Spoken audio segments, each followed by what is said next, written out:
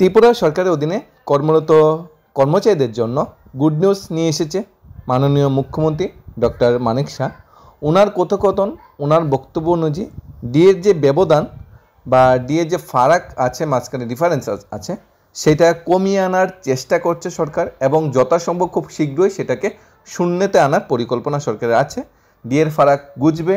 DA নিয়ে কর্মচারীদের মাঝে যে অভিযোগ যে সরকার ডিএ দিচ্ছে না, টাইম মতো বেতন বৃদ্ধি করছে না, কেন্দ্রীয়ভাবে বেতন কমিশন বসাচ্ছে না, বেতন দিচ্ছে না, সেই অভিযোগগুলোর পরিপ্রেক্ষিতে মাননীয় মুখ্যমন্ত্রী এই বক্তব্যটা পেশ করেছে এবং মাননীয় মুখ্যমন্ত্রীর বক্তব্য অনুযায়ী ওনাদের তরফ থেকে বা ত্রিপুরা সরকারের তরফ থেকে 100% চেষ্টা চলছে যাতে ডিএর ব্যবধানটা কমিয়ে আনা যায় এবং খুব শীঘ্রই সহসাই এর মধ্যেই সরকারি কর্মচারীদের জন্য 1 কিস্তি ডিএ ঘোষণা করতে চলেছে বর্তমান ত্রিপুরা সরকার। কর্মচারীদের ডিএ ব্যবধান হ্রাসের চেষ্টা চলছে, মাননীয় মুখ্যমন্ত্রীর বক্তব্য। ডিএ ফারাক গুজবে, মাননীয় মুখ্যমন্ত্রীর বক্তব্য। ডিএর ব্যবধান হ্রাস করার চেষ্টা করছে সরকার, বক্তব্য মাননীয় মুখ্যমন্ত্রী ডক্টর মানিক শাহ। ডিএর যে ব্যাপারটা উঠে আসে জিনিসপত্রের দামের উপর ভিত্তি করে, মুদ্রাস্ফীতির উপর ভিত্তি করে জিনিসপত্রের দাম কীভাবে বৃদ্ধি পেয়েছে, মানে মূল্যসূচক কীভাবে বৃদ্ধি পেয়েছে, ইনফ্লেশন কীভাবে হয়েছে, তার উপর ডিএর যে ব্যাপারটা সেটা নির্ভর করে। কেন্দ্রীয় সরকারি কর্মচারীদের জন্য বছরে 2 বার সেটা পর্যালোচনা করা হয়। একবার ডিসেম্বর জানুয়ারির দিকে একবার পর্যালোচনা করা হয়, ডিসেম্বর পর্যন্ত জিনিসপত্রের দাম কতটুকু বৃদ্ধি পেয়েছে তার উপর ভিত্তি করে ডিএর পার্সেন্টেজ নির্ধারণ করা হয়। 1%, 2%, 3%, 5% কত পার্সেন্ট দিয়ে দেওয়া হবে, যতটুকু জিনিসপত্রের দাম বেড়েছে তার মূল্যসূচকের উপর ভিত্তি করে ডিএ ডিক্লেয়ার করে। সেরকম জুলাই মাসের ডিএ কেন্দ্রীয় সরকার আবার দিচ্ছে। আমরা বিভিন্ন গুগল প্ল্যাটফর্মে বা সোশ্যাল মিডিয়া প্ল্যাটফর্মে বা বিভিন্ন বড় বড় যে সংবাদপত্রগুলি আছে আমরা ভারতের, সেই সংবাদপত্রগুলো স্টাডি করলে আমরা দেখতে পারি এই বছরের যে মূল্যসূচক বা মুদ্রাস্ফীতির পরিমাণ 3 থেকে 4% জুলাই মাসের জন্য। তার জন্য সবাই আশা করছে 3 থেকে 4% দিয়ে কেন্দ্রীয় সরকার দেবে।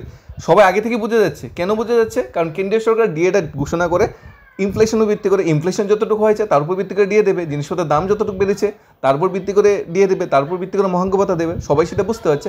কিন্তু ত্রিপুরার জন্য কিন্তু পুরো এটার অপোজিট। ত্রিপুরা যে ডিএ ডিক্লেয়ার করা হয় এটা যথাসময়ে ডিক্লেয়ার করা হয় না, জিনিসপত্রের দামের উপর ভিত্তি করে ডিক্লেয়ার করা হয় না, যখন যেমন তখন তেমন উপর ভিত্তি করে ডিক্লেয়ার করা হয় না। ইচ্ছা হলো দিয়ে দেওয়া হলো।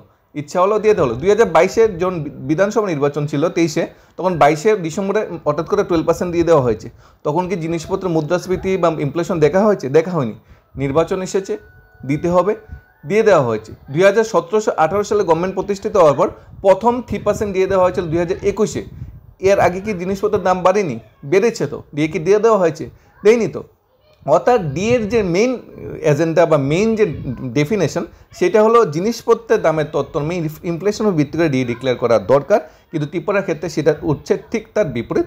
যখন মনে হচ্ছে তখন একটা পার্সেন্টেজ দিয়ে দিচ্ছে এবং এফেক্ট কোনো সময় ডিসেম্বরতে দেওয়া হচ্ছে, কোনো সময় অক্টোবরতে দেওয়া হচ্ছে, কোনো সময় দেওয়া হচ্ছে মার্চ মাস থেকে। মানে যথাসম্ভব যে জানুয়ারি মাস থেকে একটা এফেক্ট দিতে হবে, জুলাই মাস থেকে একটা এফেক্ট দিতে হবে, সেটা কিন্তু দেওয়া হচ্ছে না। বিগত সরকারের সময় যখন সিঙ্গেল ইঞ্জিন গভর্নমেন্ট ছিল তখন যতটুকু হোক ন্যূনতম পার্সেন্টেজ হলেও বছরে 2 বার দিয়ে দেওয়া হতো।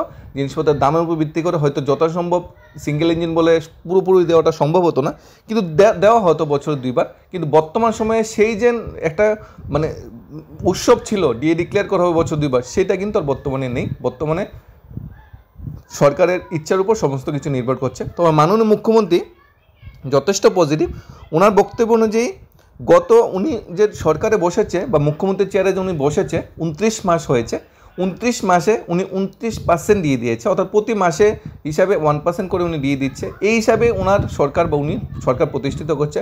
তাহলে কি বিগত সময় যে মুখ্যমন্ত্রী ছিল, আমাদের প্রাক্তন মুখ্যমন্ত্রী যে ছিল, যিনি 4 বছর ত্রিপুরাতে ছিল, উনি মাত্র 3% দিয়ে দিয়েছে। ওনার যে 4 বছরে 4 বার 48 মাসে 48% দিয়ে হওয়ার কথা ছিল, সেখানে শুধু 3% দিয়ে দিয়েছে। তাহলে সরকার তো একটাই, মুখ্যমন্ত্রী চেঞ্জ হয়েছে, সরকার তো একটাই। তাহলে হয়তো আগের মুখ্যমন্ত্রী দিয়ে কম দিয়েছে, বর্তমান মুখ্যমন্ত্রী প্রশংসা করা দরকার, বর্তমান মুখ্যমন্ত্রী দিয়ে বেশি দিয়েছে, আমরা সেটাই ধরে নিতে পারি। কিন্তু সরকার কিন্তু একটাই। সব কিছু মিলিয়ে একটা পজিটিভ যে নিউজ উঠে এসেছে যে সরকার চেষ্টা করছে। তিনি বলে রাজ্য সরকারের চেষ্টা করছে কর্মচারীদের ব্যবধান যাতে কমানো যায়। এছাড়া তিনি আরও বলেন বিগত যে সরকার, বামপন্থী সরকার, তারও তীব্র সমালোচনা করেন। উনি আগে 3টা 3:30 মানে যখন বাঁচত কর্মচারীদের বলে দেওয়া হতো যে তোমরা আন্দোলন করো, প্রটেস্ট করো ডিএর জন্য, এই জন্য চাঁদা দো, অনেক কিছু ছিল। সে বিষয়ে উনি অনেক কথা বলেছিলেন।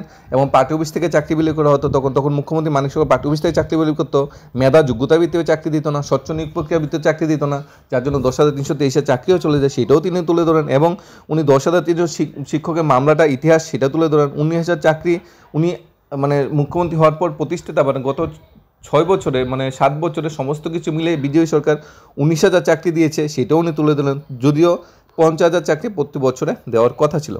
এখন কর্মচারীদের মাঝে একটা প্রতিক্রিয়া কি বা একটা পজিটিভ নিউজ কি, সবাই ক্যালকুলেশন করছে কর্মচারী সরকার যেহেতু বলেছে হয়তো এর মধ্যে একটা দিয়ে দেবে, আর বাকি ডিএটা অক্টোবর মাসের ভিতরে দিয়ে দিবে, কারণ অক্টোবরের ভিতরে কিন্তু মানে পঞ্চদশ অর্থ কমিশনের মেয়াদ মানে শেষের পথে, এবং ষোড়শ অর্থ কমিশন কিন্তু বা 16তম অর্থ কমিশন কিন্তু অক্টোবর মাসের যে স্যালারি স্ট্রাকচার উপর ভিত্তি করে আগামী 5 বছরের জন্য অর্থ ব্যবস্থা করবে, এটা অনেকে আশা করছে। কিন্তু এত বেশি আশা করেও আমাদের উচিত হবে না।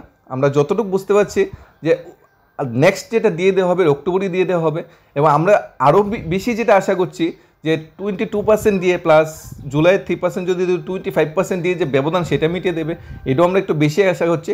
তবে 2 সংখ্যা দিয়ে দিতে পারে, 2 সংখ্যা দিয়ে দেওয়ার সম্ভাবনা প্রবল ওনার বক্তব্য অনুযায়ী, কারণ ডিএর ব্যাপারটা কিন্তু কোনো সাংবাদিকরা কিন্তু মুখ্যমন্ত্রীকে জিজ্ঞেস করেনি ডিএর ব্যাপারে কিছু বলতে, মুখ্যমন্ত্রী নিজে থেকে ডিএর ব্যাপারটা তুলে ধরেছে। অর্থাৎ গভর্নমেন্টের চিন্তা ভাবনা চলছে, গভর্নমেন্টের মন্ত্রিসভায় সে বিষয়ে আলোচনা চলছে, অর্থ সাথে সে বিষয়ে আলোচনা চলছে। ইদানিং আমরা কিছুদিন আগে দেখতে পেরেছি অর্থ দপ্তর ডিএ দিতে গেলে কত টাকা লাগতে পারে, কি মানে পরিস্থিতির সৃষ্টি হতে পারে, সেই বিষয়ে অলরেডি পর্যালোচনা চলছে, অলরেডি কথাবার্তা চলছে। অর্থাৎ ডিএর ব্যাপারে আভ্যন্তরীণভাবে সরকার বা আধিকারিক বা ফিনান্স ডিপার্টমেন্টের সাথে কথাবার্তা চলছে। এর মধ্যেই আগস্ট মাস চলে এসেছে, আগামী কিছুদিন বা অক্টোবর মাসের ভিতরেই একটা বড় পার্সেন্টেজ দিয়ে দিতে পারে, যেটা সরকারি কর্মচারীরা আশা করছে, এবং সরকার সে আশা অবশ্যই বাস্তবায়ন করবে, সেটি আমরা সবচেয়ে বড় মানে আমরা বিশ্বাস।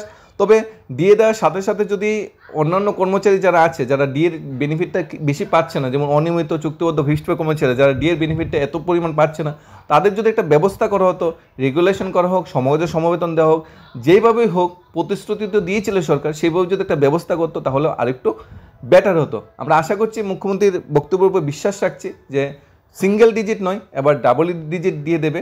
যদি ডাবল ডিজিট দিয়ে দেওয়া হয় তাহলেই সরকার এক ত্রিপুরা শ্রেষ্ঠ ত্রিপুরা যে সঠিক অর্থ সেটা বাস্তবায়ন হবে। ধন্যবাদ সবাইকে। Study job Tripura YouTube channel.